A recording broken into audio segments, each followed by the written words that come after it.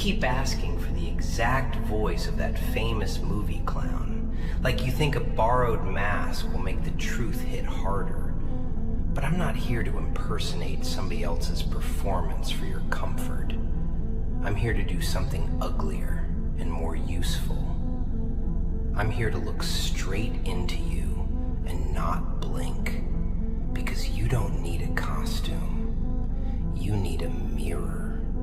And you hate mirrors, don't you?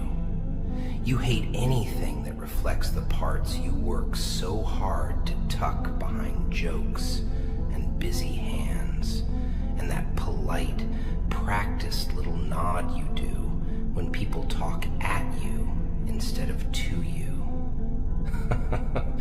Oh, you're good at that nod. The nod that says, I'm fine, I'm listening, I'm normal, please don't come closer, please don't ask again. And everyone buys it, because everyone is tired, and everyone is selfish, and everyone is relieved when your pain stays quiet. You've spent years learning how to disappear in plain sight, how to be present without being seen, how to be useful without being loved, how to be around without being held, how to smile without being safe. And you tell yourself it's maturity. You tell yourself it's strength. You tell yourself you're just not the needy type. You're just private. You're just focused. You're just handling it. That's the story you feed yourself, so you can keep living with a heart that feels like it was put in a vice and forgotten. And the worst part is, you almost believe it. Right up until the room goes quiet and there's no more noise to hide behind. Right up until the phone doesn't light up. Right up until you're alone with that heavy, sour feeling in your chest that you try to name as stress, because loneliness sounds too dramatic, and grief sounds too final, and shame sounds like it would make you responsible. You want to know what I see when I look at you? I see a person who has been surviving so long, you forgot what it feels like to be alive. I see someone who learned early that asking for anything was dangerous, that needing anything was expensive, that being honest was a luxury reserved for people with soft landings.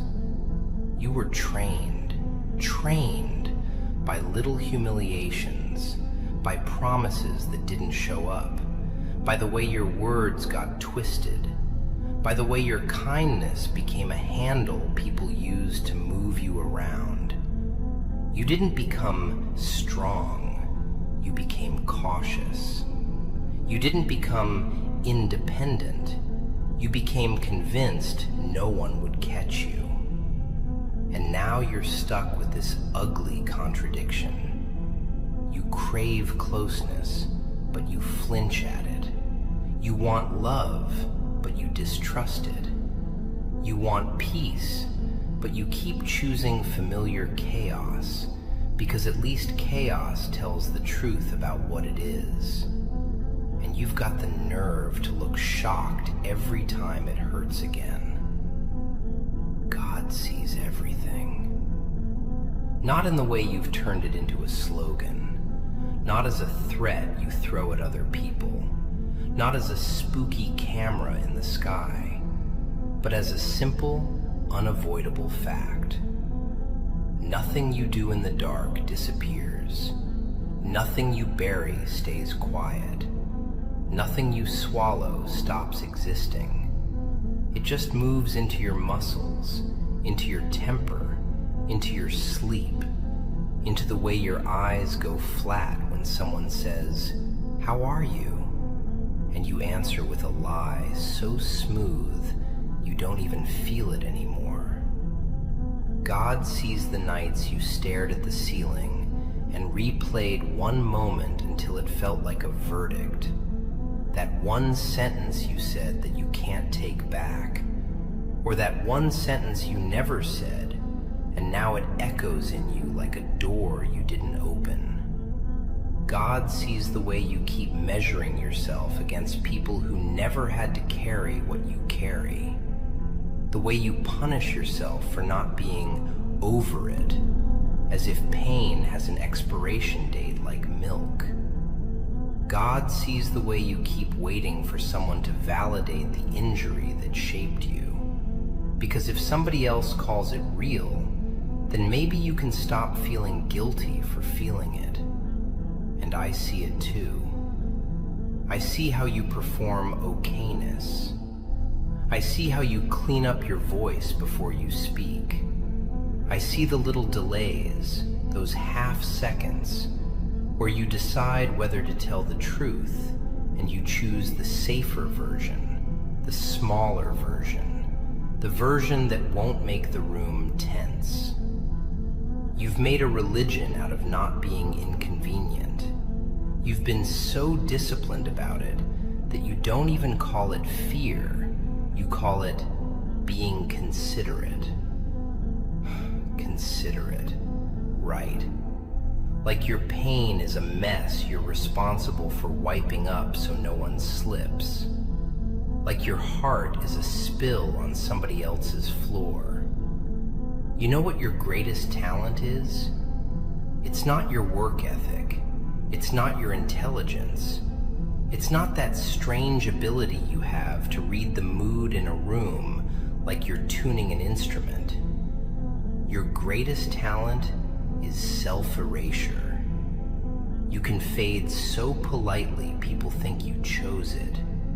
You can starve so quietly people think you're full. And you've been doing it so long, you've started confusing numbness with peace. So let me do you a favor. Let me be cruel in a way life hasn't had the decency to be. You're not okay. You're functional. You're a machine that still turns on, and you've mistaken that for health.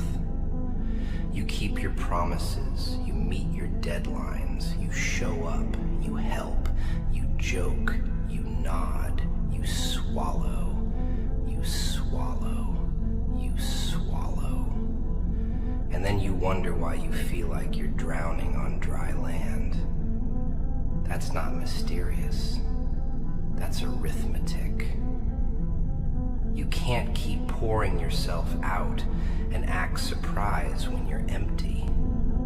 And you can't keep calling your emptiness character when it's really just unprocessed grief wearing a clean shirt. You've got these secret little shrines inside you, places you visit when you're alone. A look someone gave you that made you feel small. A laugh you heard behind you and you were sure it was about you. A door that closed in your face, literally or metaphorically, and you told yourself you didn't care. You've got a museum of rejection, curated and polished, and you pretend you don't walk those halls, but you do. You walk them at night. You walk them when you're quiet. You walk them when someone gets too close and you need a reason to push them away. And you've got your excuses lined up like bodyguards. I'm just tired. I've been busy. I'm not good with feelings. It's not that deep. It doesn't matter. I'm fine. You say those things because they keep you from saying the one sentence that terrifies you. That hurt me, and I still carry it. Because if you admit you still carry it, then you have to face the next question, and that one is worse. What am I going to do about it? That's where you stall. That's where you freeze. Because doing something about it means you can't keep worshiping your wounds as proof you're special, proof you've suffered, proof you deserve sympathy without change. And don't look at me like that. I'm not accusing you of faking pain. Your pain is real. Your injury is real. What I'm saying is, you've been using it like a hiding place. You've been living in it because it's familiar. It explains everything. It makes you the victim in every story, and victims don't have to risk anything. Victims don't have to fail publicly. Victims don't have to be brave. Victims can stay in the corner and call it wisdom. That's what you've been doing. Turning caution into philosophy so you don't have to move. And I get it. I do.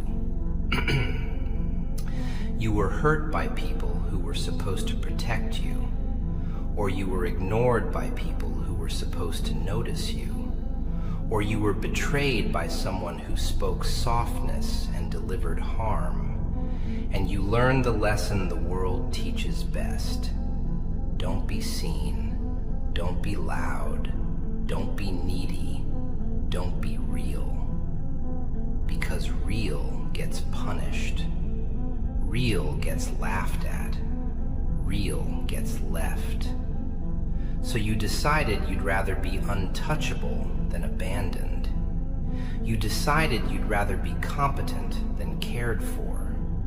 You decided you'd rather be impressive than honest.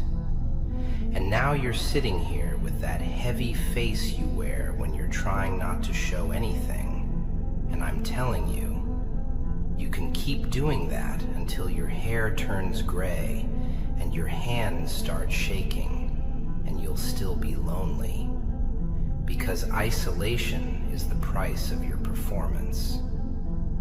God sees everything. And you know what else? You see everything too. You see exactly what you're doing to yourself. You just pretend you don't, because pretending buys you another day without change. But I'm not here for another day of pretending. I'm here for the surgery. You want the autopsy? Fine. Let's peel you open without theatrics. You weren't born with that tightness in your chest. That tightness is learned. It's the muscle memory of being braced. It's your body anticipating the next disappointment like it's scheduled. Somewhere along the way, you stopped trusting good moments. You started treating joy like a prank. When something nice happens, you scan for the catch, the hidden fee, the part where it turns. And it's not because you're pessimistic. It's because you've been trained to associate hope with humiliation. You've hoped before, and you paid for it. You reached out, and your hand came back empty. You told someone something private, and they used it later like a rock. You asked for respect, and you got a smirk. You tried to be yourself, and you got corrected. So now, you micromanage your own heart like a strict supervisor. Don't get excited, don't expect, don't trust, don't relax. And you call it being realistic. But it isn't realism, it's fear with a clipboard. Fear with a clipboard, imagine that. Checking off boxes like it's protecting you, when really, it's just keeping you small. Because small is safer. Small doesn't attract attention. Small doesn't invite criticism. Small doesn't give people a target. But small also doesn't breathe. Small doesn't grow. Small doesn't love. And you know it. That's why you feel so exhausted. It takes energy to stay small when your soul is trying to expand. You've got this pressure inside you, like a door being pushed from the other side. That door is your truth. That door is your anger. That door is your grief. And you've been holding it shut with your shoulder for years, smiling while you do it, acting like it's fine, acting like you're calm, acting like you're not the dramatic type. And then you wonder why you snap at stupid little things, why your patience runs out so fast, why your stomach twists, why your sleep is light, why your mind races the moment you try to rest. That's not random. That's the door. That's the truth pushing back. That's your body begging you to stop lying. Let's talk about the lie you tell most often, the one you don't even notice anymore. That you're alone because you're different, because nobody gets you, because you're too deep, too complicated, too much. It feels flattering, doesn't it? It turns loneliness into identity. It makes isolation feel like a badge instead of a wound. But here's the colder truth. You're alone because you don't let people in. Not fully. Not when it counts. You hand them the parts of you that are safe, the parts of you that perform, the parts that make you useful, and you lock the rest behind jokes and silence and "I'm fine." And then you blame them for not seeing what you hid. That's the cruel little game you play with yourself. If they cared, they'd know. No.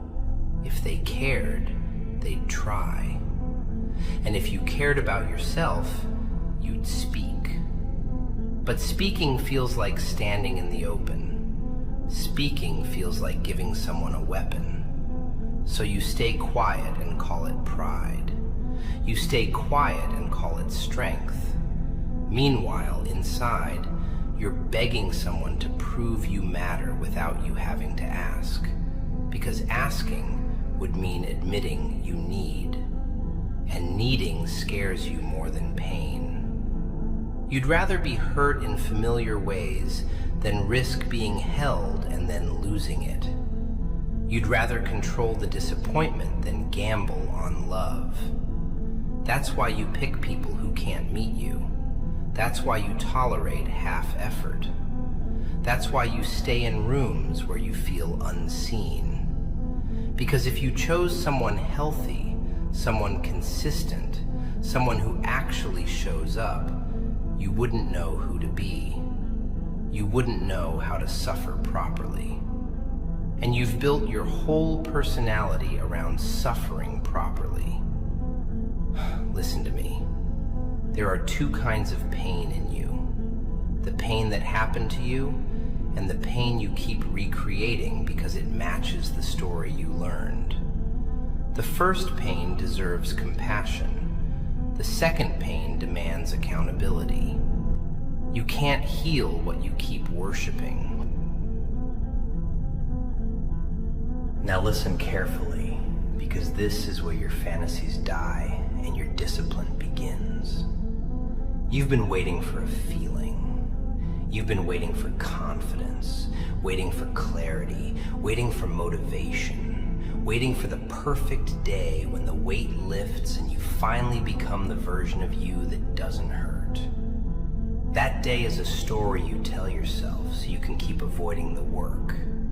There is no perfect day. There is no magical mood. There is only choice.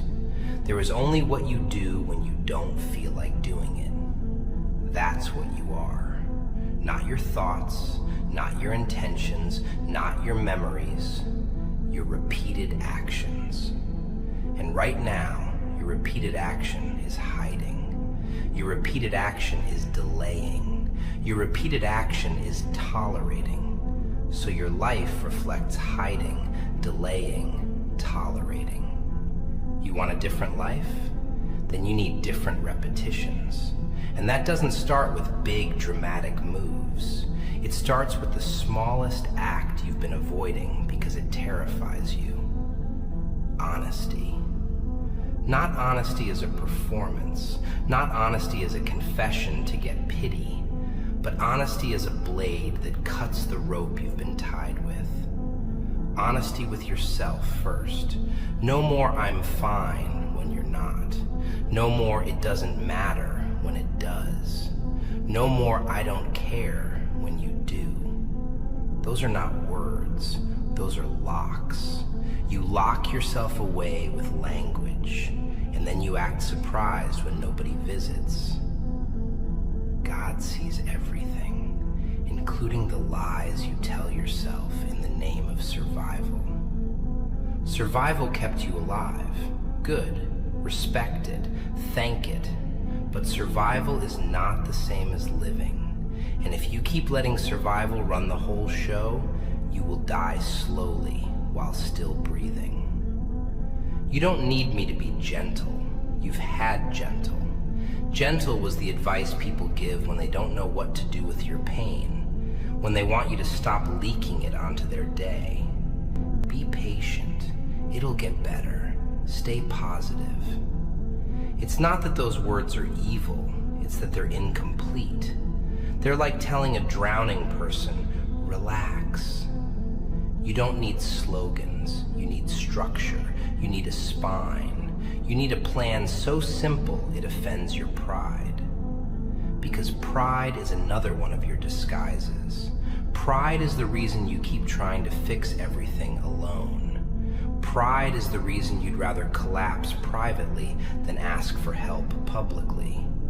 Pride is the reason you keep confusing independence with isolation. Pride is fear with good posture. And you've been standing tall while bleeding internally. So here's what I'm going to do. I'm going to take your pain out of the fog and put it on a table. Not to glorify it, not to romanticize it, not to turn it into poetry, to examine it, to understand what it taught you, what it twisted in you, what habits it built, what reflexes it wired. Because once you understand the mechanism, you can change it. Pain is information. It's not a destination. It's not an identity. It's a message. And you've been treating the message like a home. You keep replaying the same scenes, don't you? The moment you were laughed at, the moment you were left behind, the moment you realized the person you trusted had a second face. The moment you waited for an apology that never came. Those scenes loop because your mind is trying to solve them. Your mind thinks if it replays enough, it will find the sentence that would have saved you, the move that would have prevented it, the version of you that would have been respected. But the past is not a puzzle you can win. It already happened. The only thing you can do with it is extract the lesson and stop bleeding onto tomorrow. And the lesson is not never trust again. That's the coward's lesson. The lesson is trust wisely and trust yourself first. Because you didn't just get hurt by people, you got hurt by your own denial. You saw red flags and called them quirks. You felt disrespect and called it misunderstanding. You felt your boundaries being crossed, and you told yourself you were being too sensitive. You were negotiating against your own instincts. You were gaslighting yourself to keep a connection you were afraid to lose. That's what we're going to fix. Not by turning you into stone, by turning you into someone who can look at reality without flinching. Reality is merciful when you stop arguing with it. So here comes the part you don't want. Reliving, but with eyes open. Remember the times you stayed quiet when you should have spoken? The times you laughed along with a joke that cut you because you didn't want to be the problem? The times you let someone take credit? The times you let someone talk over you? The The times you apologized for things you didn't do just to keep peace. Each of those moments was a vote. You were voting for the world where you don't matter, and now you live behind. Your thoughts tell you you're not enough. Your thoughts replay the faces of people who walked away, and you start trying to prove to ghosts that you mattered. And that's the tragedy. You're living like you still owe something to the people who hurt you. You're still performing for an audience that left the theater. You're still trying to win approval from someone who has already shown you they're not capable of giving it. God sees everything. And you know what he sees most clearly? Not your public mask, not your achievements, not your reputation. He sees your private bargains. He sees the way you trade your peace for attention. He sees the way you trade your dignity for maybe.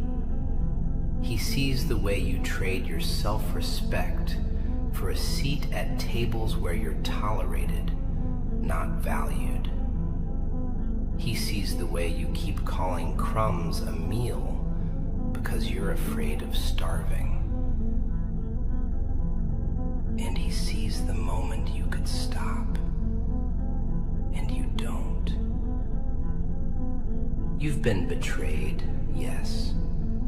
You've been abandoned, yes. You've been mocked, dismissed, used, overlooked, yes. But there's a betrayal you don't want to name because it makes you responsible. The way you abandoned yourself to keep other people comfortable. The way you swallowed your voice so you wouldn't be difficult. The way you smiled through disrespect so you wouldn't be alone. The way you agreed to things you didn't want because you didn't trust your right to say no. That's not noble. That's fear. That's a child still trying to earn safety in a world that didn't offer it freely. And I'm not saying that to shame you. I'm saying it because the door out of this prison has your fingerprints on it, which means you can open it. But you won't open it with feelings alone. You won't open it by crying in the dark and calling it healing. Crying is not healing. Crying is release. Healing is construction. Healing is building a life that doesn't require constant self-betrayal. Healing is training your nervous system to stop expecting the worst in every room. Healing is learning to sit with discomfort without running. Healing is learning to tell the truth even when your voice shakes. And yes, it's going to shake because you haven't used it that way.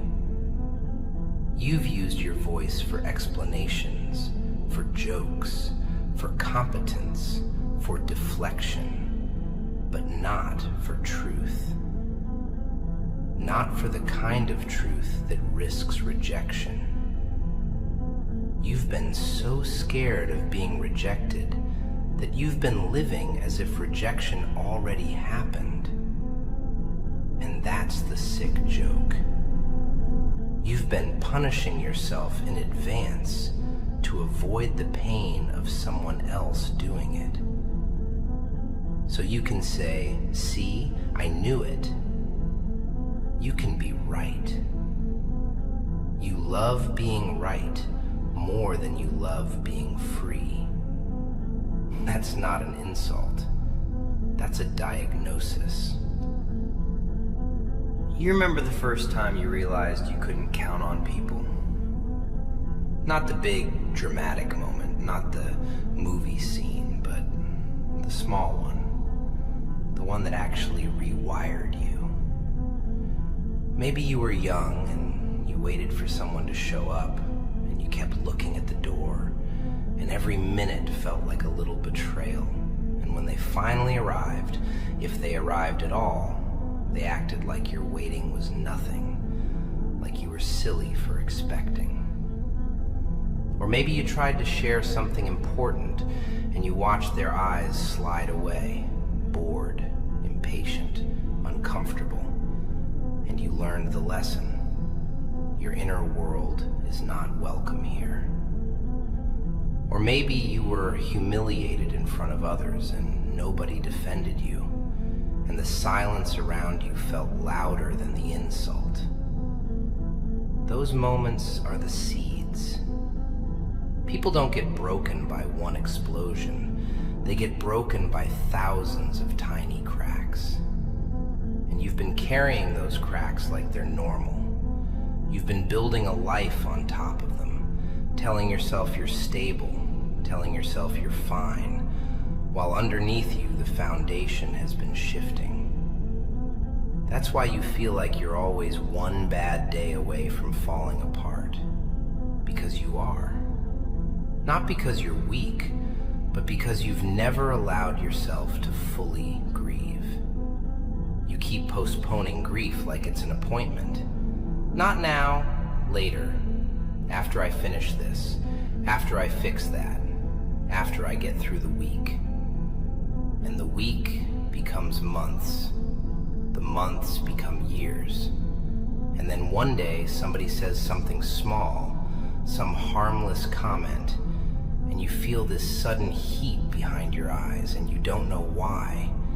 And you get angry at yourself for being too sensitive, and you clamp down again.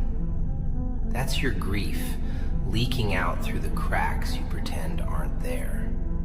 That's your soul insisting it will not be ignored forever. And don't get me started on the way you punish yourself for being human. You have this brutal inner judge, this private courtroom where you're always on trial. You prosecute your own feelings like they're crimes. You shouldn't feel that. You shouldn't want that. You should be grateful. Other people have it worse. You whip yourself with comparisons and call it humility. But humility isn't denying your pain. Humility is telling the truth about it without turning it into a throne. You can acknowledge suffering and still be grateful. You can be grateful and still be hurt. You can be strong and still be tired. You just don't allow yourself that complexity because complexity would force you to slow down and actually feel.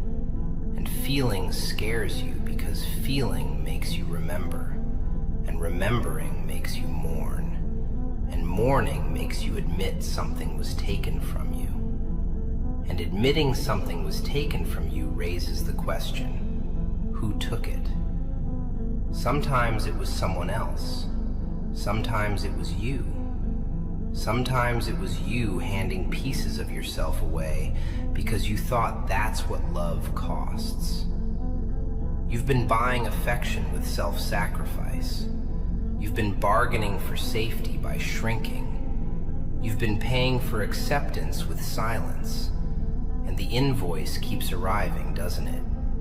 In the form of resentment, in the form of emptiness, in the form of that dull anger you carry like a stone in your pocket.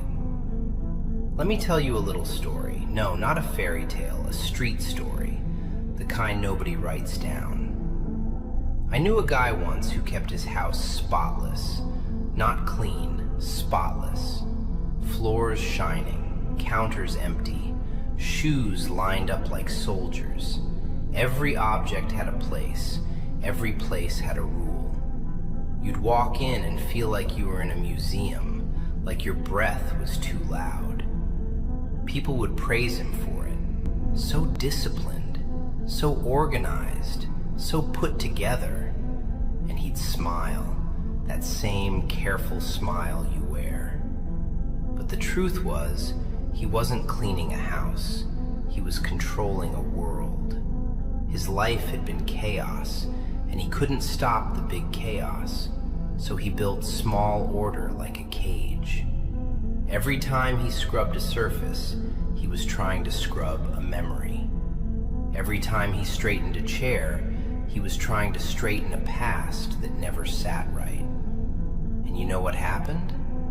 The day something went wrong, just a little thing, a broken pipe, a spill, mud tracked in, he snapped. Not because of the mud, because the mud proved his control was an illusion. That's you. Maybe not with cleaning. Maybe your thing is work, or humor, or being the strong one, or being the one who never asks, or being the one who always gives. But it's the same system. Control as anesthesia. You don't do it because you love order. You do it because you're terrified of what happens when you stop moving. Because when you stop moving, the silence catches up. And in the silence, you can hear your own thoughts. And your thoughts are not gentle to you. Your thoughts tell you you're in a world built by those votes. That sounds harsh. Good. Harsh wakes you up.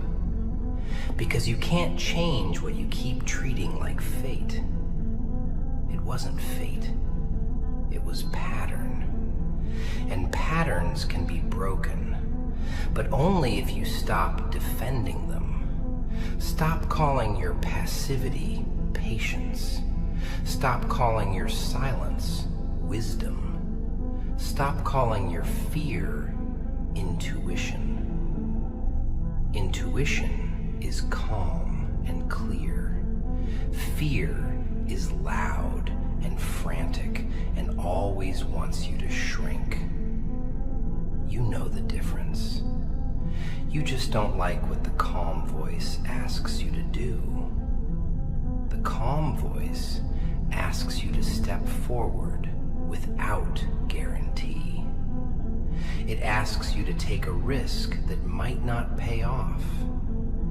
It asks you to live like your dignity matters even if nobody applauds. That's the road. The other road is easier. Stay small, stay bitter, stay safe. Keep your pain like a pet. Feed it every night with memories. Let it grow until it fills the room. You can do that. Many people do. They become walking resentments with nice clothes. They become a smile with dead eyes. They become the kind of person who says, "I'm fine," and means, "I gave up." You are not going to be that. Not because you're special, because you're tired. And tired can become courageous if you stop using it as an excuse and start using it as a signal. I can't keep living this way. Now, rebuilding. This is where you'll try to escape again, because rebuilding requires you to leave behind the identity you've been clinging to. The wounded one, the overlooked one, the one who always gets hurt. If you heal, you lose the story that explains everything. And that scares you, because then you have to write a new story with action instead of excuses. Here's the truth. Discipline is not coldness. Discipline is love with a backbone. Discipline is what you practice when your feelings are unreliable. Discipline is you keeping a promise to yourself even when nobody is watching, even when nobody is clapping, even when your old habits start whispering that it won't matter. Discipline is you deciding that your life is worth your effort. And don't make it dramatic. Don't make it a heroic speech. Make it quiet. Make it daily. Make it boring. Boring is where transformation lives. You want to rebuild your mind? Then stop feeding it trash. You know what your trash is. It's the conversations that leave you feeling smaller. It's the scrolling that makes you numb. It's the late nights you spend chasing distraction like it's medicine. It's the half relationships that keep you hooked on uncertainty. It's the fantasies where someone finally understands you without you having to speak. Trash is anything that gives you temporary relief and long-term emptiness. You don't need to hate yourself for using trash. You used it to survive. But now you're not drowning. You're just stuck. And stuck requires different tools. So you start with the one thing you've avoided because it feels too simple. Consistency. Consistency with your sleep. Consistency with your body. Consistency with your words. If you say you will do something, you do it. If you say you won't tolerate something, you don't. You stop making threats to yourself that you don't enforce. You stop promising yourself change tomorrow. Tomorrow is a liar. Tomorrow is how you stay the same forever. You act today in a way your future self won't curse you for. And yes, it will feel unnatural because your nervous system is addicted to the old cycle. Pain, avoidance, temporary relief, more pain. Breaking addiction feels like withdrawal. You will feel restless. You will feel exposed. You will feel like you're doing something wrong because you're not suffering in the familiar way. That is a sign you're healing, not a sign you're failing. God sees everything, including the work you do in silence when nobody praises you. That's the part that matters. Not the speeches, not the posts, not the performance. The private work. You will have to forgive people in a way that doesn't excuse them. Forgiveness is not pretending it didn't happen. Forgiveness is refusing to let what they did become the ruler of what you do next. It's you taking the keys back. Because right now, some of the people who hurt you are still controlling you without even being present. They control you through your reflexes. They control you through your distrust. They control you through your need to prove something. They control you through your fear of being seen. And you call that protecting yourself? It isn't protection if it keeps you in a cage. Protection is boundaries. Protection is discernment. Protection is you learning how to stand in the open without begging for approval. That's what strength is. Not loudness, not arrogance. Strength is quiet self-respect that doesn't negotiate with disrespect. Strength is saying no without apology. Strength is walking away without needing the other person to understand. Strength is letting people misunderstand you and still doing what's right. And that's going to sting, because you've been addicted to being understood. You've been craving validation like oxygen. But you can't build a stable life on other people's opinions, because opinions are weather. One day they're warm, the next day they're cold, and you'll freeze if you keep dressing for yesterday. So you train. You train your attention. You train your tongue. You train your temper. You train your gaze to look at reality instead of fantasy. You stop romanticizing potential. Potential is a ghost. You deal with what is. You judge people by patterns, not apologies. You judge yourself by effort, not mood. You stop calling yourself names, because every insult you throw at yourself becomes a script your mind follows.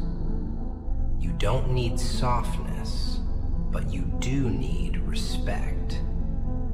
Speak to yourself like you're someone you're responsible for, because you are. And yes, you'll slip. You'll have days where you fall back into old habits, where you numb out, where you tolerate, where you lie with, "I'm fine." That doesn't mean you're doomed. It means you're human. The difference now is you don't use the slip as proof you're broken. You use it as data. What triggered it? What did I avoid? What did I need? What did I refuse to face? Data, not drama.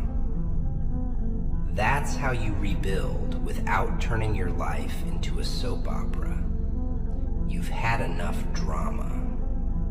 Drama is what other people brought to you. We're not keeping it. And the hardest part, oh, the part you're going to fight me on, is this. You will have to grieve what you didn't get. Grieve the childhood you didn't get. Grieve the safety you didn't get. Grieve the apology you didn't get. Grieve the love that was promised and then rationed. Because if you don't grieve it, you will keep chasing it in the wrong places.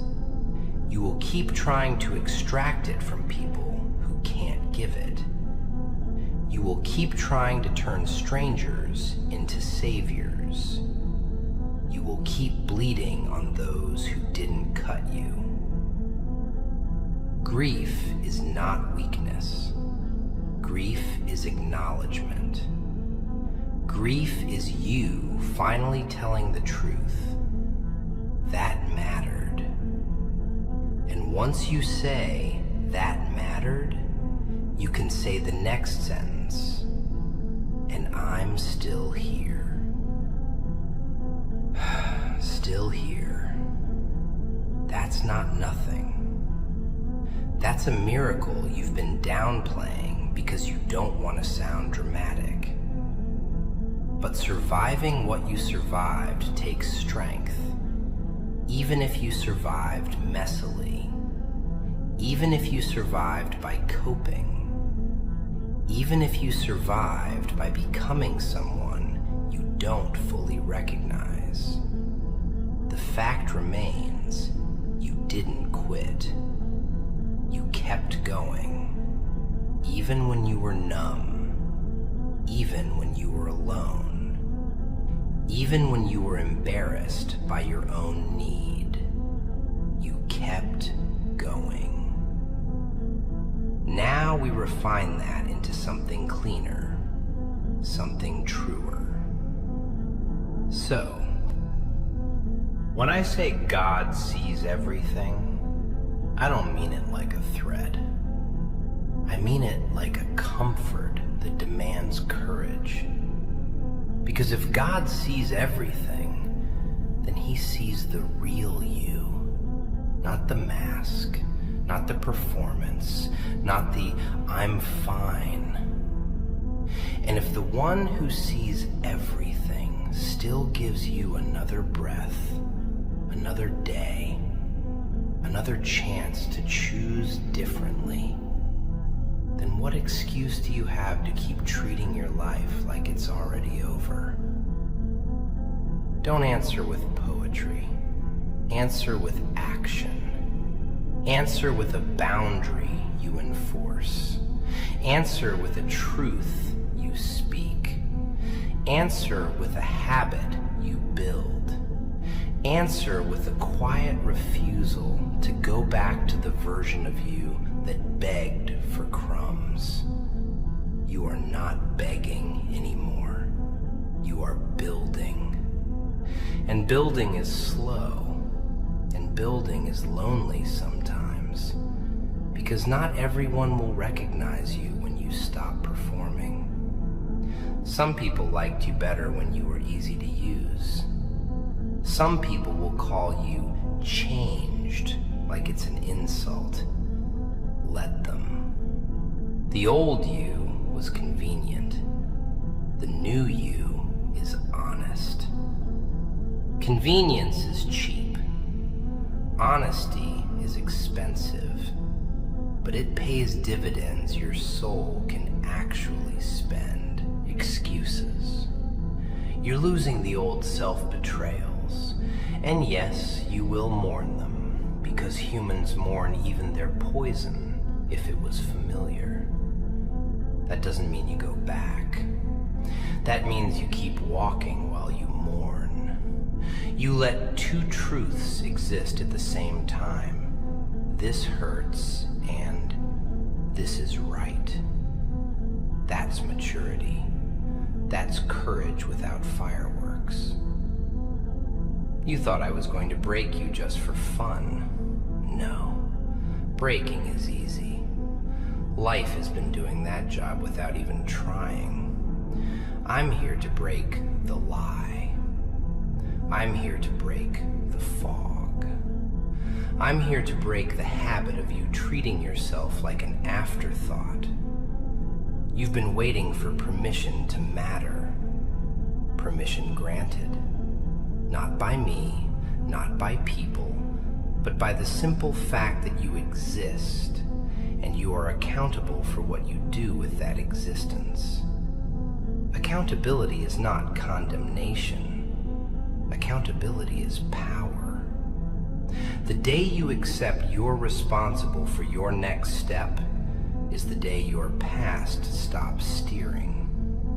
And don't mistake that for blaming yourself for what happened. What happened may not be your fault, but what happens next is your responsibility. That's the line. That's where strength begins. You don't control who hurt you. You control whether you keep letting them live in your ribs. Now look at me. Don't look away. You've spent your life looking away at the exact moment you needed to stay. You look away from conflict. You look away from your own anger. You look away from your own longing. You look away from your own potential because potential scares you. Potential means responsibility. If you can be better, then why weren't you? If you can be disciplined, then why didn't you start sooner? If you can set boundaries, then why did you tolerate so much? That guilt tries to chain you to the past. Cut it. Guilt can be useful for one thing: correcting direction. After that, it becomes self-indulgence. Yes, self-indulgence. Because sitting in guilt feels like doing something, but it's just you punishing yourself instead of changing. Punishment is easy, change is harder. So we choose harder. You don't atone by suffering more. You atone by living better. You honor your pain by not wasting the lessons it offered. You honor your scars by refusing to reopen them for people who haven't earned access to your skin. You honor your heart by training it to beat steady again. And you're going to want to argue. You're going to want to tell me you don't know what I've been through. I know enough. I know the shape of it. Pain has patterns. It makes people either hard or hollow. You've been flirting with hollow because it feels safer than hard. Hardness risks cruelty. Hollow feels like peace until it starts echoing. But we're not choosing hard or hollow. We're choosing solid. Solid means you can feel without collapsing. Solid means you can be kind without being a doormat. Solid means you can be alone without being lonely. Solid means you can look at your own reflection and not need to flinch. That's where we're going. Not some shining happiness fantasy, not some motivational poster life. A solid life. A life with weight. A life that can hold you. A life where you don't have to run from your own mind because your mind is finally on your side. So here's your assignment, and don't roll your eyes, because this isn't a cute challenge. It's survival with dignity. Tell the truth once today in a place you usually lie. Not a cruel truth, not a truth that hurts someone for entertainment, a clean truth. No, I can't. No, I don't want to. Yes, that bothered me. I need time. I'm not okay. One sentence, one act, one brick, and then tomorrow, another brick. And when your old fear starts screaming that you'll be rejected, you remind it, rejection is not death. It only felt like death when you were small and dependent. You're not small anymore. You're not helpless. You're not trapped. You are a grown person with choices, and choices are terrifying because they remove your excuses. Good. Let excuses die. Let illusions die. Let the fantasy that someone will rescue you die. Not because rescue is impossible, but because waiting for it is how you waste years. Rescue can happen. Help can come. Love can arrive. But you don't build your life around a maybe. You build your life around what you control. Your actions, your integrity, your boundaries, your discipline, your honesty, your endurance. That's what you own. That's your kingdom. Guard it. And when the night comes, and it will, and you feel that familiar heaviness trying to drag you back into old rooms, old scenes, old self-talk, you don't panic.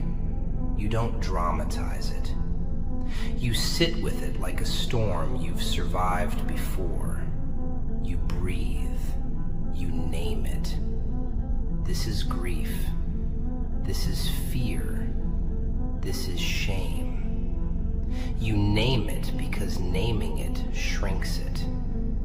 Then you do something small and clean. You wash your face, you straighten the room, you write one honest paragraph. You pray quietly if you pray. You ask God for steadiness, not for escape, because escape is what you've been doing, and it has not saved you. Steadiness will. God sees everything, including the moment you choose steadiness instead of escape. That moment is holy in a way you don't need to announce. It's between you and the one who sees. You don't need the world to clap. You need your soul to stop bleeding.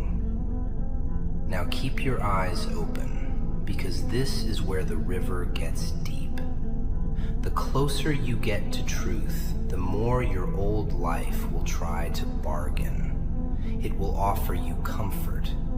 It will offer you distractions dressed as rewards. It will offer you the familiar faces that keep you in the old role. It will offer you the old version of yourself, like an old jacket. Put me back on. It's warm. It's known. It's safe. But safe is not always good. Safe can be a cage with soft walls. You have to learn the difference. You have to learn to tolerate the discomfort of growth. Growth feels like loss at first, because you're losing the old coping. You're losing the old identity. You're losing the old drama.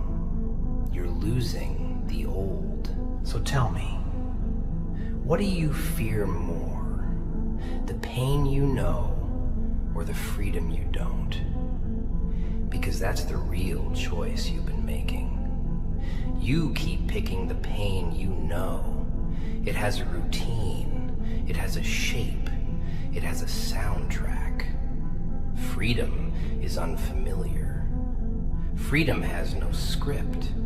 Freedom means you might fail without the comforting excuse of, well, I was damaged anyway.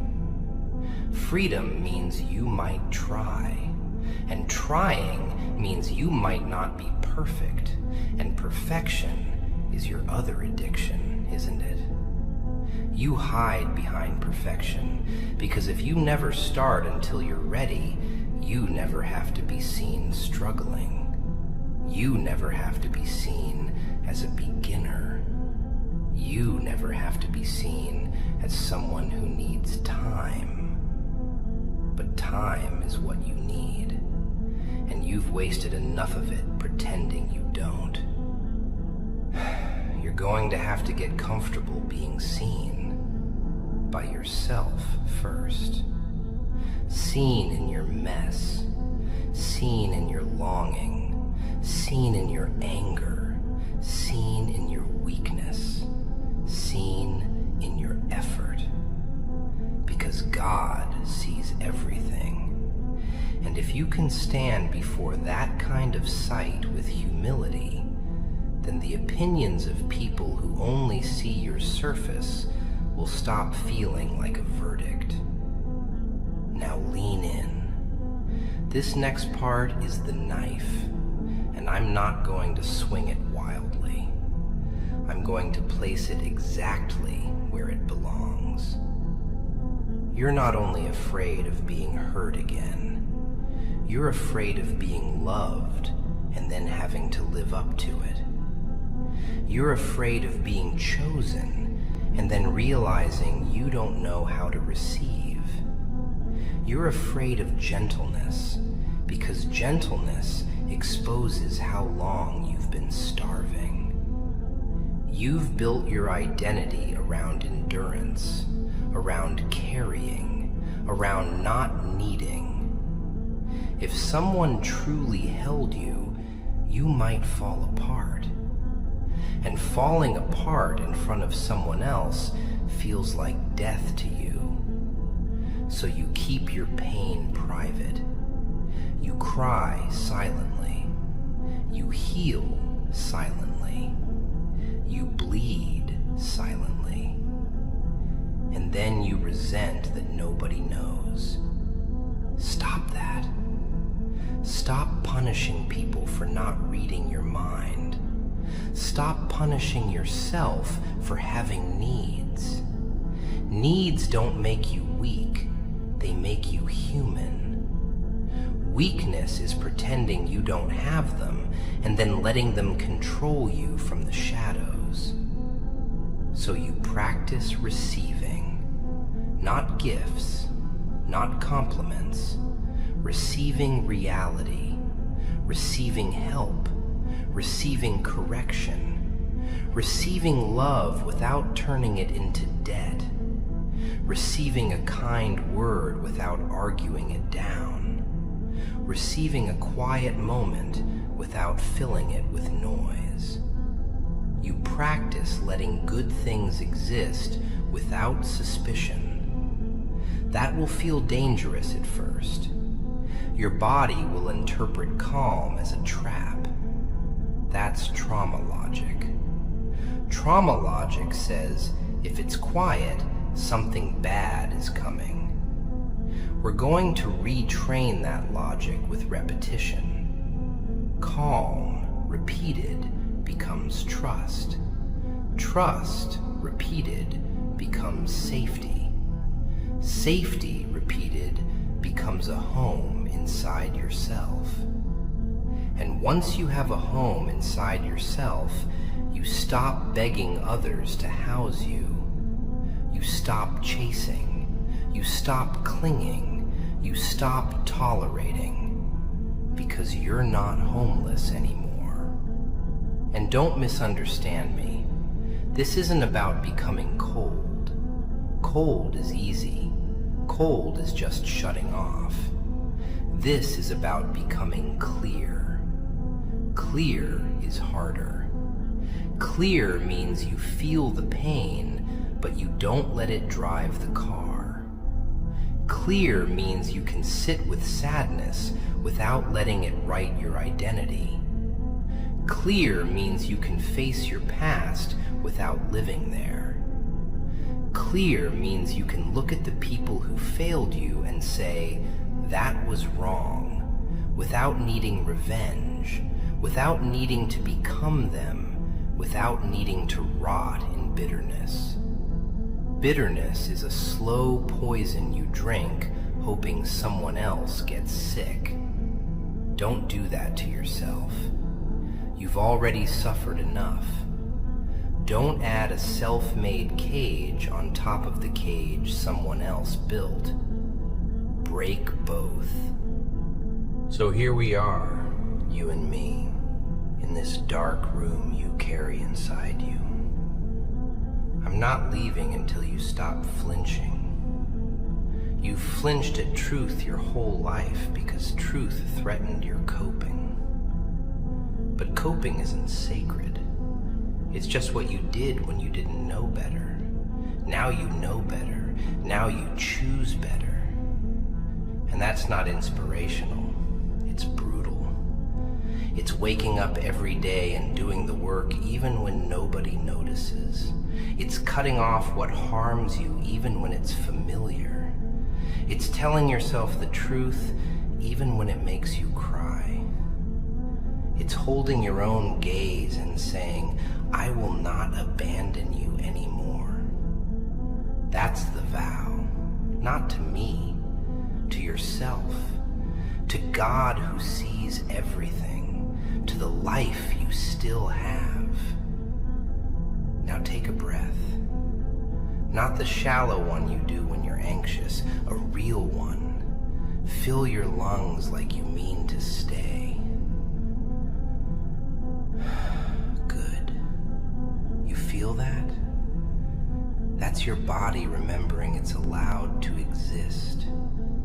You've been living like you're trespassing in your own life, like you're waiting to be asked to leave, like any minute someone's going to point at you and say, you don't belong here.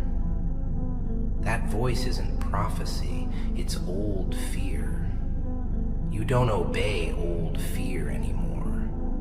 Old fear kept you alive. Thank it. Then put it in the back seat. You drive now.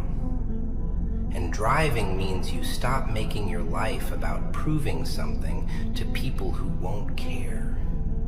You start making your life about becoming someone you can respect in the quiet. Someone you can live with when the lights are off and the phone is dead and the room is still.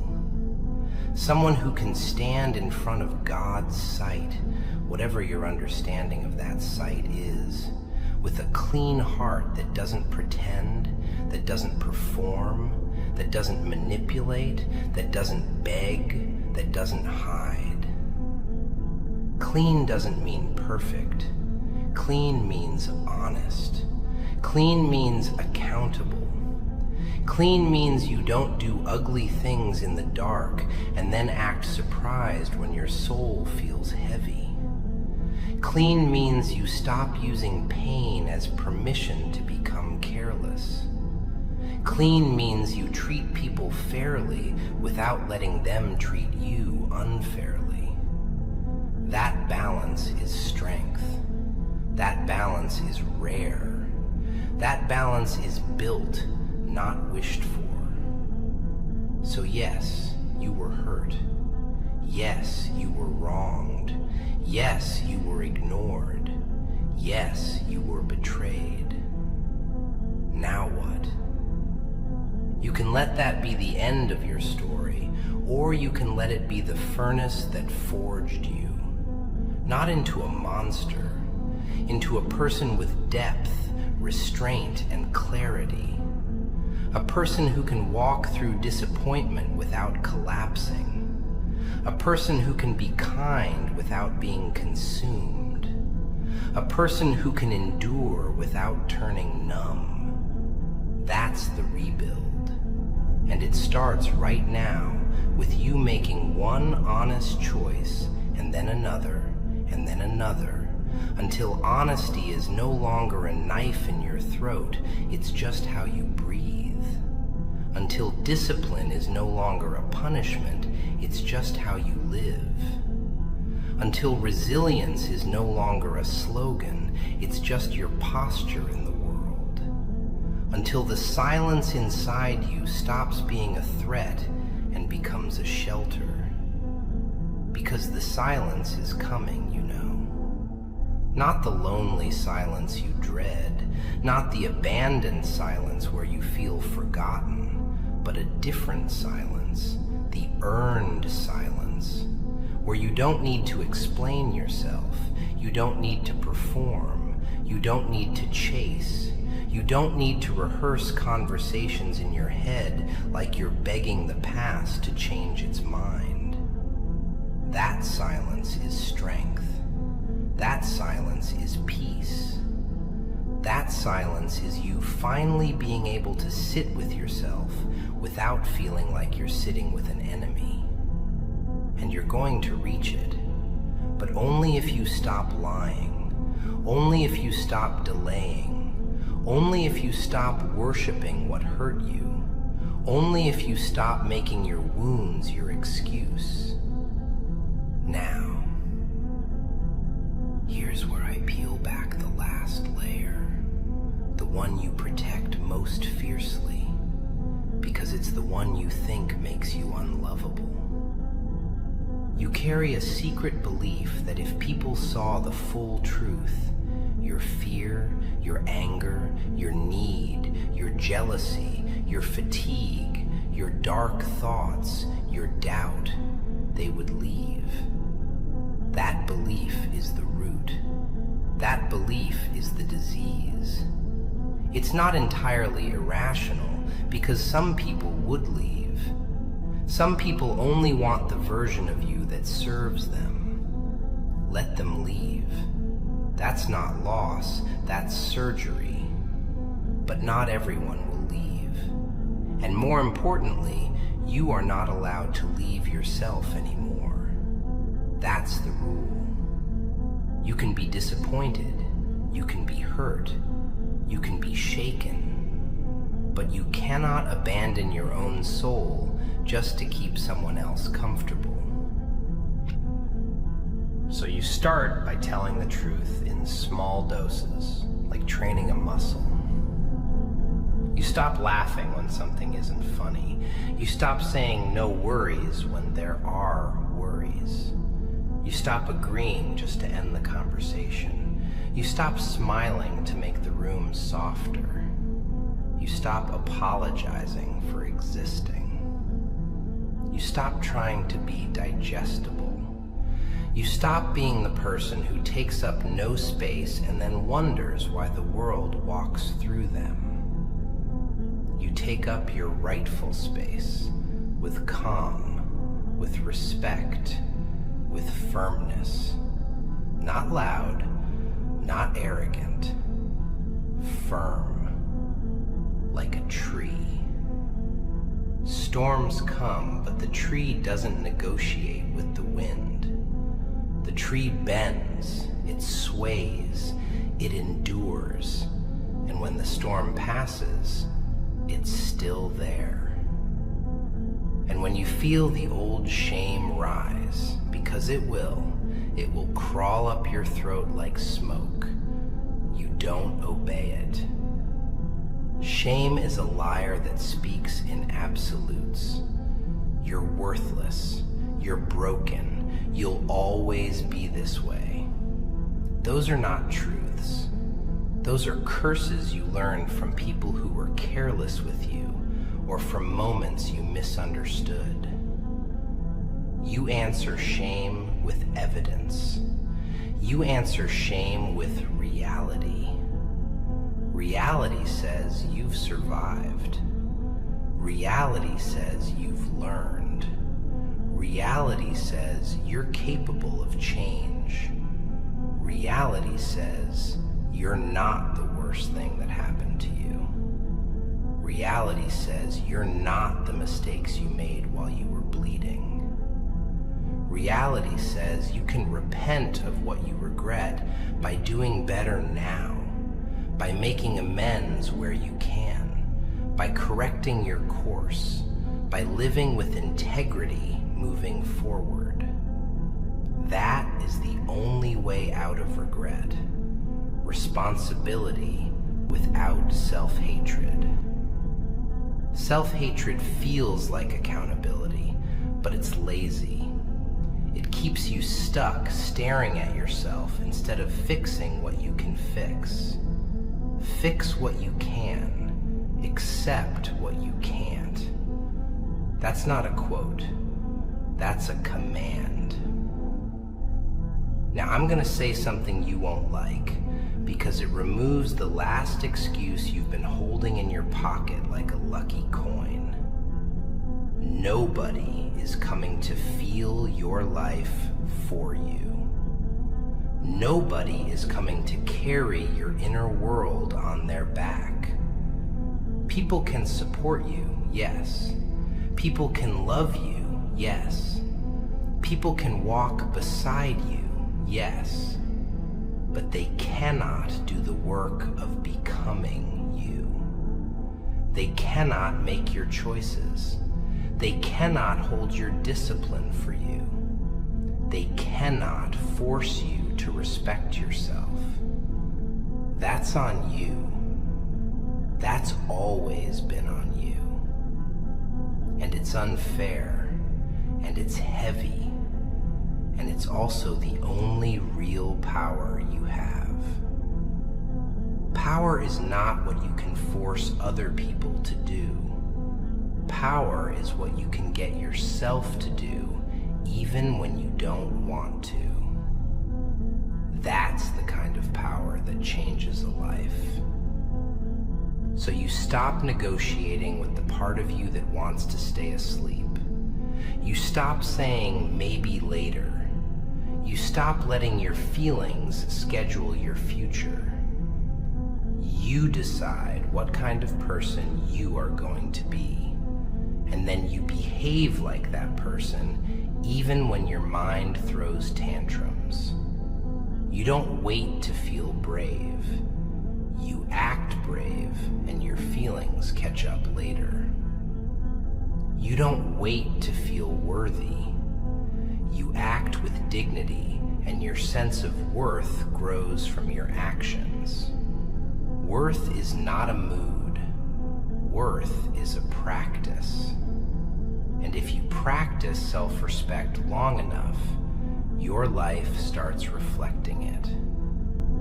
People treat you differently because you treat you differently.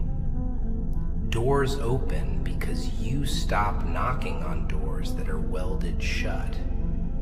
You walk away from places that drain you, and you stop calling it loss. You call it accuracy. And accuracy is what you've been missing. You've been sentimental about pain. You've been loyal to the wrong things. Loyal to people who didn't deserve it. Loyal to old roles. Loyal to old coping. Loyal to the idea that suffering quietly makes you noble. It doesn't. It just makes you quiet. Noble is speaking when it matters. Noble is setting boundaries.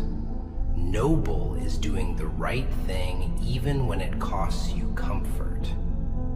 Noble is forgiving without forgetting. Noble is refusing to become bitter. Noble is being patient with yourself without being permissive with your own bad habits. Noble is getting up again and again without making a show of it. Noble is living as if God sees everything, because He does.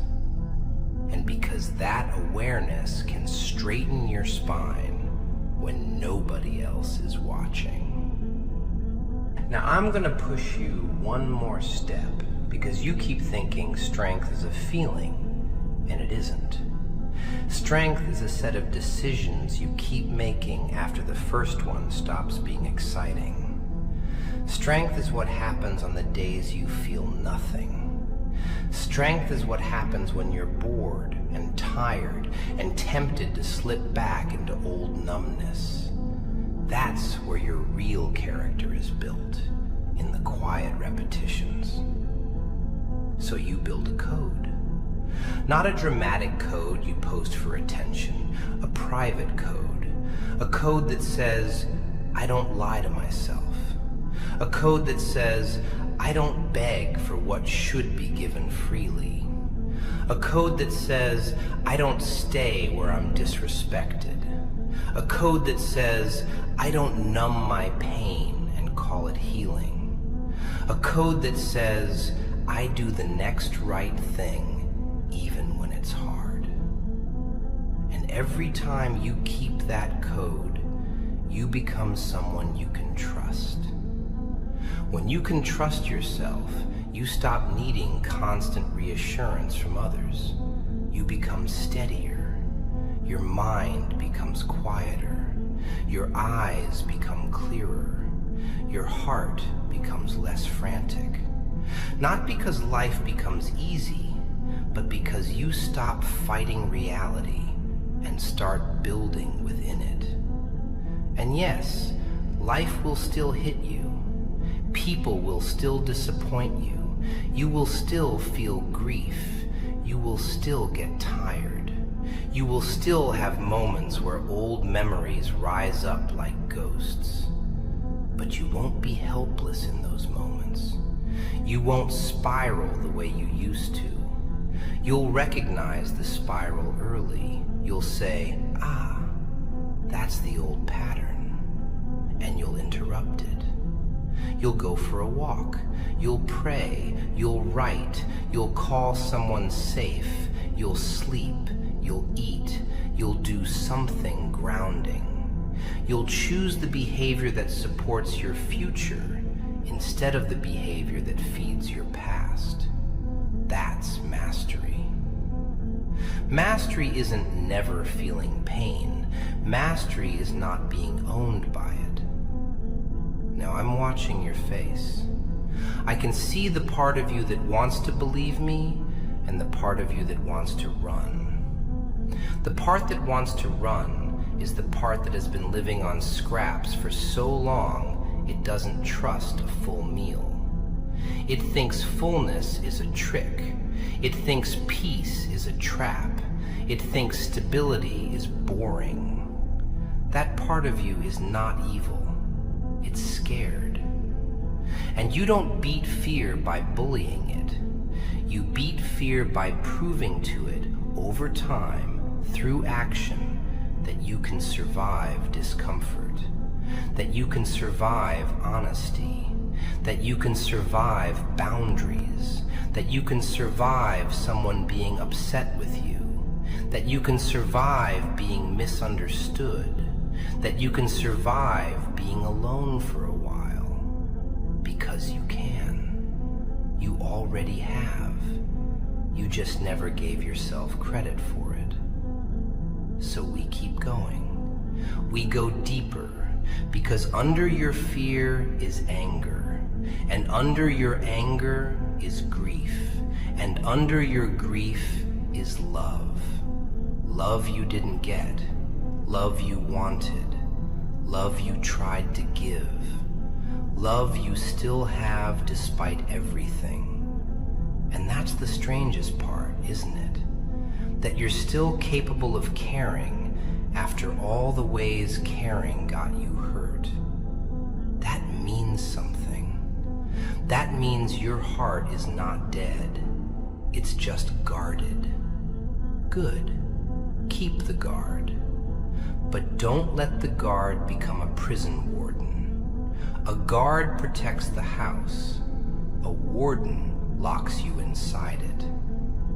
Your job is to build a house inside yourself that deserves protection. A house made of truth, discipline, and patience, not of excuses and fantasies and resentment. And I'll tell you this quietly, because it's the kind of truth that changes a person if they let it. You have been waiting for someone to see you, to really see you. Not the role, not the mask. You want someone to look at you and say, I know, I understand, I'm not leaving. That's a holy desire. It's not weak, it's human. But if you keep waiting for that from the world before you start living, you will starve. So you start by seeing yourself. You start by admitting what happened. You start by admitting what you feel. You start by admitting what you need. You start by admitting what you've been doing to avoid it. And then you do the work anyway. And as you do that work, you become the kind of person who can recognize real love when it arrives, instead of mistaking intensity for intimacy and crumbs for care. Now, I'm going to keep talking until the part of you that hides starts to get tired, until your defenses run out of cleverness, until all that's left is the raw truth sitting there like a tired animal, and you finally stop kicking it away. Because the truth is, you've been carrying too much alone, and you've been pretending that loneliness is normal, and it isn't. And you've been telling yourself that nobody would understand, and that might be true for some people, but it won't be true for all. And you've been using the possibility of misunderstanding as a reason to never speak, which guarantees the very isolation you fear. And the cycle repeats. And you call it fate, when it's actually a loop you can step out of. But stepping out requires you to risk being seen. And being seen requires you to accept that some people will not hold you gently. And that's okay, because you are no longer building your life around being held by unsafe hands. You are building your life around being held by your own integrity, by your own discipline, by your own steady choices, by the quiet awareness that God sees everything, including the nights you fight your own darkness without anyone applauding, including the mornings you get up and do the right thing while your heart still aches, including the moments you choose patience over panic, including the moments you choose truth over comfort, including the moments you choose to live with your eyes open. And that awareness becomes a lamp inside you, not a spotlight of shame, but a lamp of direction. And you follow it, one step at a time, until the person you used to be, the person who begged silently, the person who swallowed everything, the person who smiled while shrinking, starts to feel like a stranger you remember with tenderness, not with disgust, because disgust is just another way of abandoning yourself. And we're done with abandonment. We're done with self-erasure. We're done with the lie that you have to bleed quietly to be accepted. We're done with pretending you don't care. And we're done with the way you keep handing your dignity away like spare change, because you're going to need that dignity for the next part. The part where you stop merely surviving and start mastering yourself. And mastery begins with the most uncomfortable act of all: staying present when your mind begs you to escape. Staying present when your memories rise. Staying present when your shame tries to speak. Staying present when your heart shakes. Staying present when you want to numb out. Staying present and choosing, again and again, the next clean action, the next honest word, the next boundary, the next prayer, the next breath, the next refusal to go back. Because if God sees everything, then there is no point in hiding. And if there is no point in hiding, then you might as well stand up inside your own life and finally admit, without drama, without performance, without begging, that you are here. You are accountable. You are capable. You are tired of lying, and you are ready to pay the price of change. And the price of change is not suffering for suffering's sake. It's sacrifice of illusions, sacrifice of excuses, sacrifice of the comforting story that you're helpless, sacrifice of the addiction to being right about your own hopelessness. And when you sacrifice those illusions, you will feel exposed, yes. And when you feel exposed, you will feel fear, yes. But fear is not a stop sign. It's a doorway. And you will walk through it, slowly, deliberately, with your eyes open. Because you are no longer a child waiting for someone to save you. you are a person building a life. And building a life means you learn to carry your pain with dignity instead of letting it drag you by the throat. You learn to turn your wounds into wisdom without turning them into chains. You learn to endure without becoming cruel. You learn to be soft without being foolish. You learn to be strong without being empty. You learn to be patient without being passive. And you learn to look straight at your own reflection and say, I see you, and mean it. And when you mean it, when you finally mean it, the room inside you starts to change. The air starts to change. The silence stops being a threat and starts becoming a place you can breathe. And from that place, you can begin the next brutal truth. The truth about the way you have been chasing validation like a starving person chases scraps. The truth about the way you have been letting other people's moods dictate your worth. The truth about the way you have been surrendering your inner authority.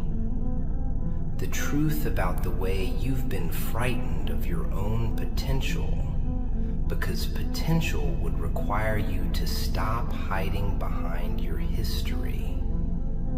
And that's where we go next, right into the center of the thing you avoid most.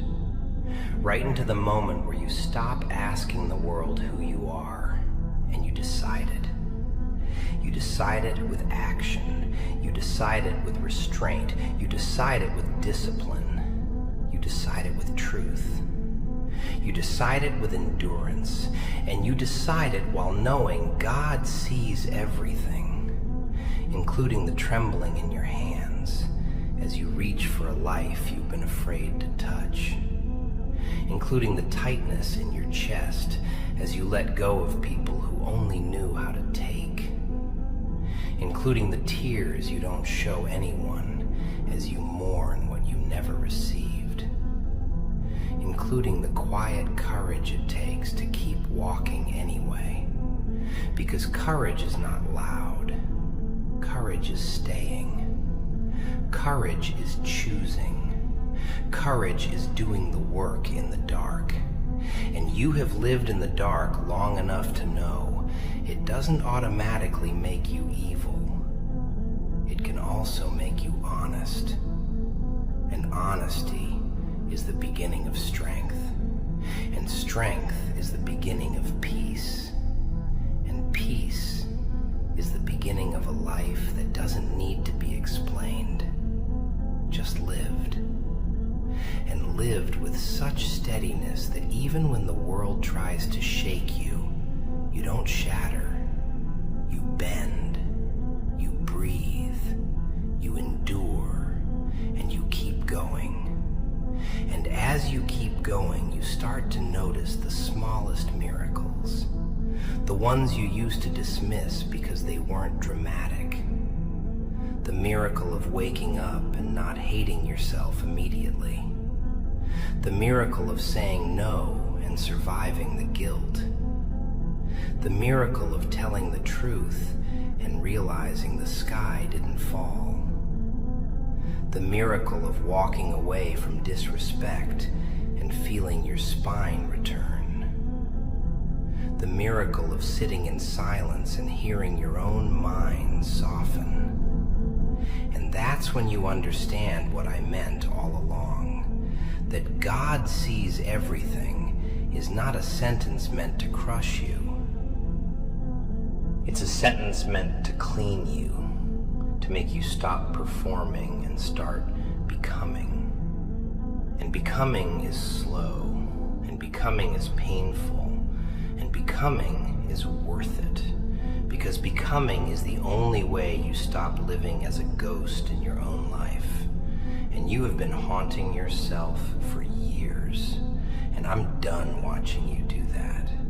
So I'm going to keep pulling on the thread until the whole lie unravels. And the next thread is the one wrapped around your throat every time you think about the people you tried to impress, the people you tried to please, the people you tried to keep, the people whose approval felt like oxygen. And you're going to hate me for this part because it will sound like blame, but it isn't blame, it's liberation. Because the moment you accept how much of your pain is tied to seeking approval, you can start cutting it, one strand at a time. Starting with the way you apologize for your own boundaries.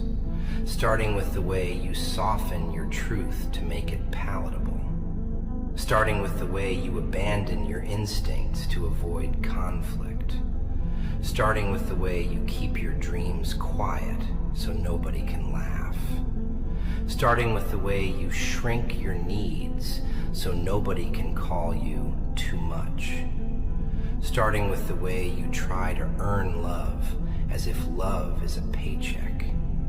And once you see that, once you really see it, you can't unsee it. And you will feel sick at first.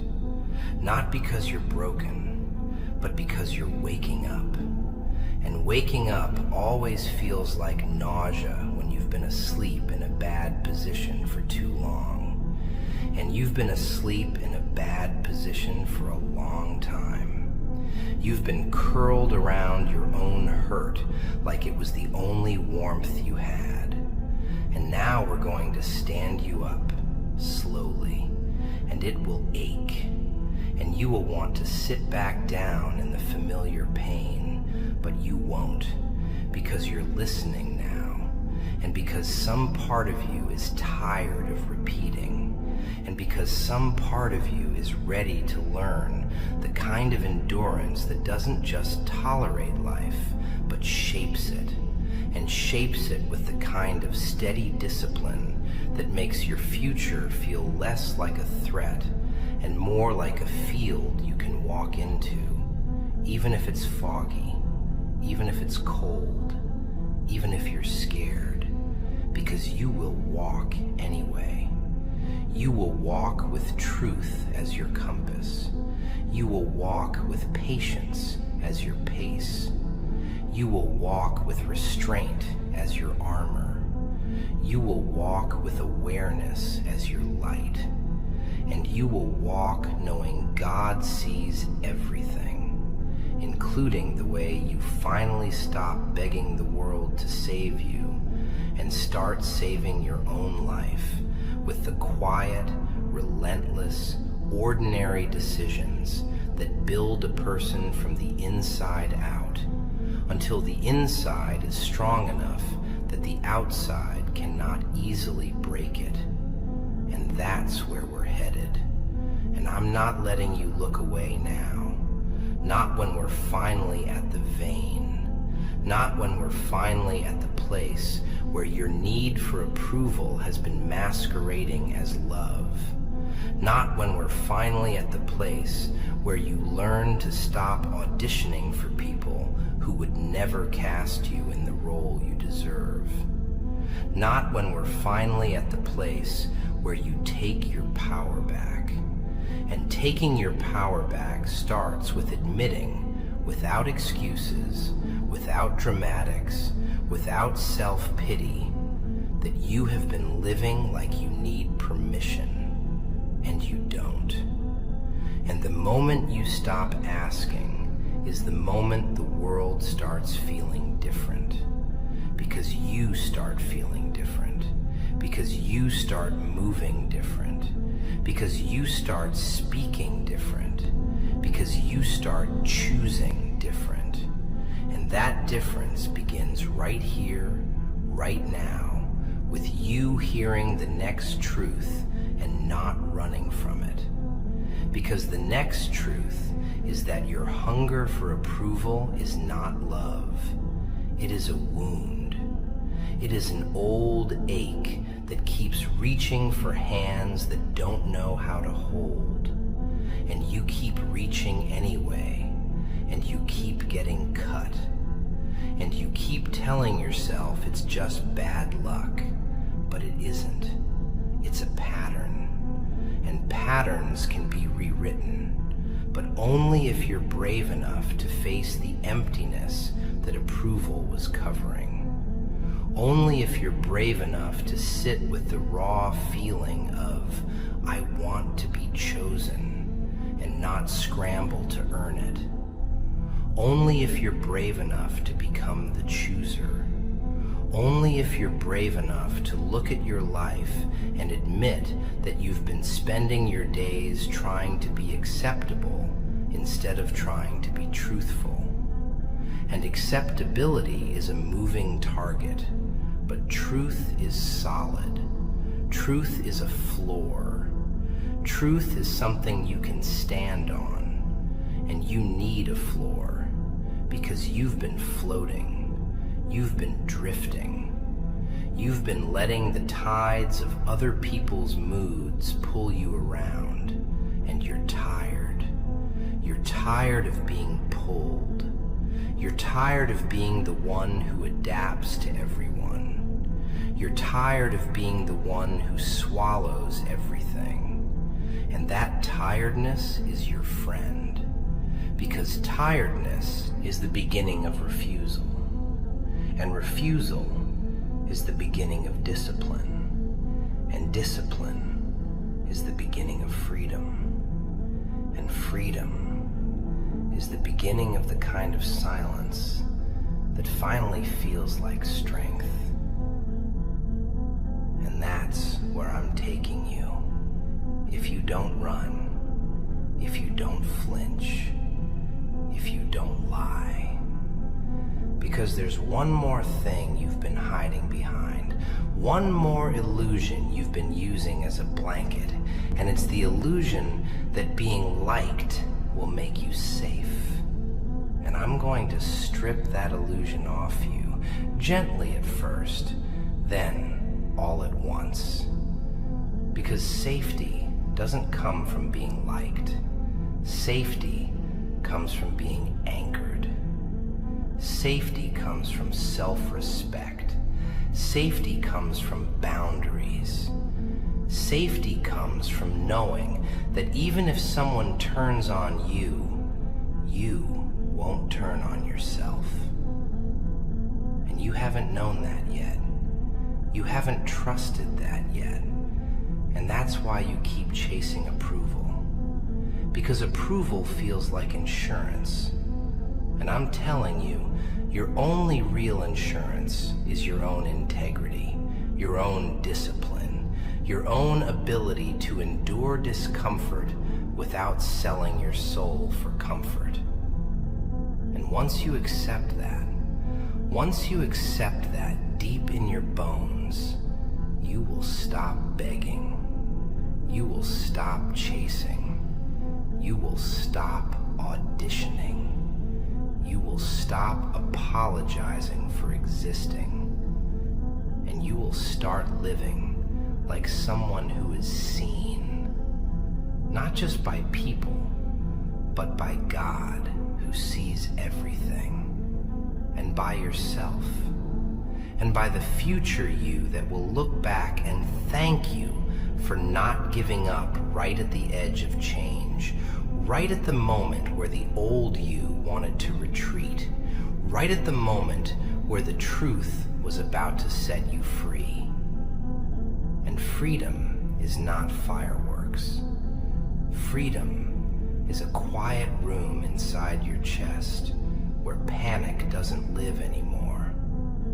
Freedom is a steady breath.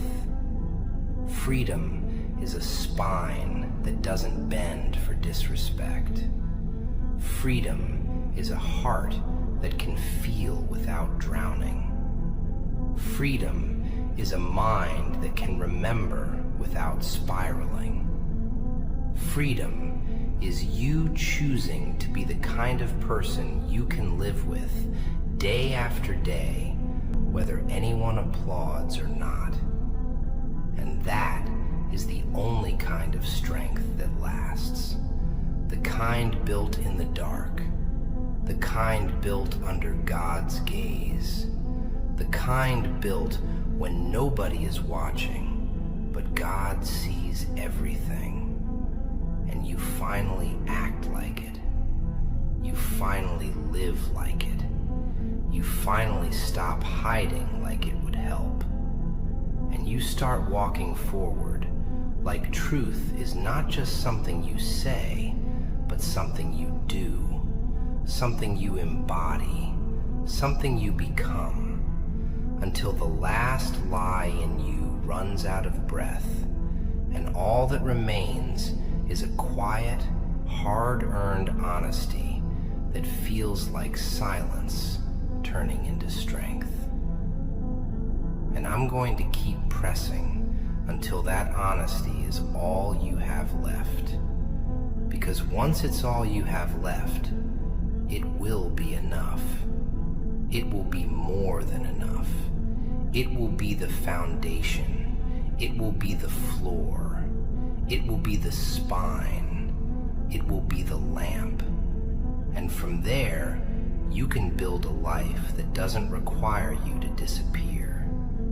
A life where you don't have to earn your right to exist. A life where you can look straight ahead without shame dragging your eyes down. A life where you can face your own reflection and not negotiate with it. A life where you can sit in silence and feel, finally, not suffocated, but steady. And that steadiness is not a gift. It is a choice